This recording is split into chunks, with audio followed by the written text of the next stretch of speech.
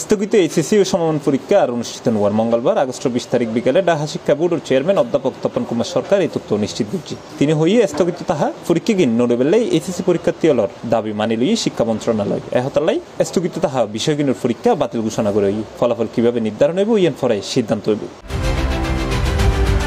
এর আগে দুই সচিবালয়ের ভেতরে ঢুকি ফুজিয়ে হাজারো এসএসসি পরীক্ষার্থী পাশাপাশি চট্টগ্রাম শিক্ষা বোর্ড সহ দেশের হয়েকান শিক্ষা বোর্ডের সামনে আন্দোলন গজিয়ে এসএসসি পরীক্ষার্থী হল রুগ্ন অংশ উদ্ভূত পরিস্থিতির পরীক্ষা নদীবের দাবি জানাই তারা কারণ হিসেবে আন্দোলনত বোধ পরীক্ষার্থী আহত হন এবং পড়াশোনাত হতিয়েবের হতা উল্লেখ গুজি তারা পাশাপাশি যে হওয়ান বিষয়ের পরীক্ষা ইয়ে তার ভিত্তিতে পরীক্ষার ফল প্রকাশ করিবের দাবি জানাই তারা। আমরা বলতেছি সাবজেক্ট ম্যাপিং করার জন্য, যেমন আমাদের যে পরীক্ষাগুলো আমরা দিয়েছি, আমরা এইচএসসি পরীক্ষা দিয়েছি বসছি, আপনারা জানেন এইচএসসি ব্যাচটার উপরে 24-এর উপরে কতটা অত্যাচার করা হচ্ছে।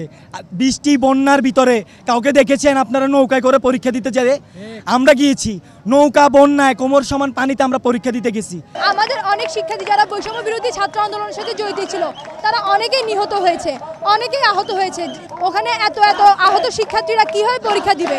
আমাদের দাবি এখন একটাই, আমাদের দাবি হচ্ছে আমরা অটোবাসের কথা বলতেছি না, আমরা অটোবাস চাই না। আমরা চাই যে আমরা অলরেডি 7টা পরীক্ষা দিয়েছি, 3 সাবজেক্ট পরীক্ষাগুলো এসএসসির সাথে কনভার্ট করে সমন্বয় করে রেজাল্টে তৈরি করা হোক। পরে শিক্ষার্থী হলের প্রতিনিধি দল বৈষম্য বিরোধী ছাত্র আন্দোলনের সমন্বয়ক হাসনাত আবদুল্লাহর নেতৃত্বে শিক্ষা মন্ত্রণালয়ের সিনিয়র সচিব শেখ আব্দুর রশিদের পরে বৈঠকত বই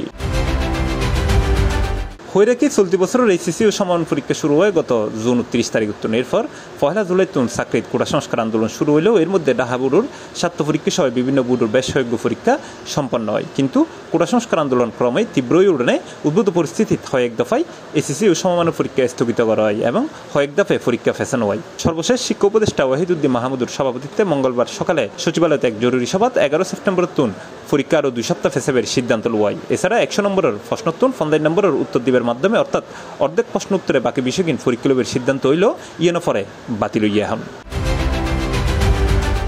C+ TV চট্টগ্রাম।